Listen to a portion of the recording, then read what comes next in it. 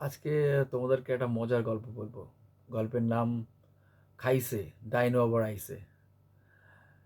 আসলে টিভি খুলেই দেখতে পাচ্ছি যে বাংলাদেশিদের হুঙ্কার, হাস্যকর হুঙ্কার আর কি, যে 4 দিনে কলকাতা দখল করে নেবে, যেন সব সিরাজউল্লাহ।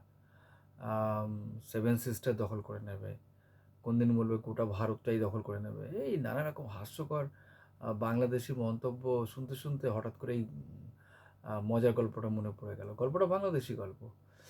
আহ, ব্যাপারটা হয়েছে এরকম যে আমাদের এখানে যেমন হলিউড ফিল্ম আছে, বিভিন্ন সিনেমা হলে চলে, সেগুলো ইংরেজিতেই থাকে। আমরা সেইগুলো সিনেমাগুলো দেখি, এনজয় করি।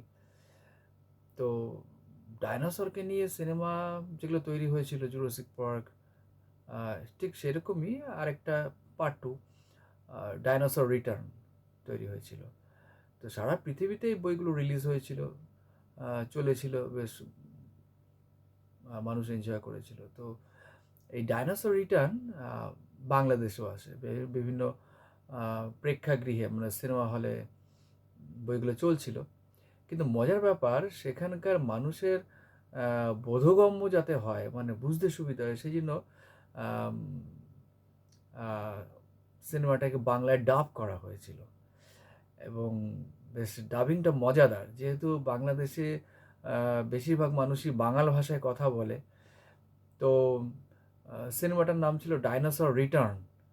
এখন বেশ মানানসই করে, ছন্দে মিলিয়ে, যাতে বাংলাদেশের মানুষরা বুঝতে পারে বাঙাল ভাষায়, তাই হাস্যকর একটা নাম রাখা হয়েছিল, খাইছে, ডাইনো আবার আইছে। এতেই বোঝা যায় যে বাংলাদেশের লোকেরা সত্যি রসিক বটে।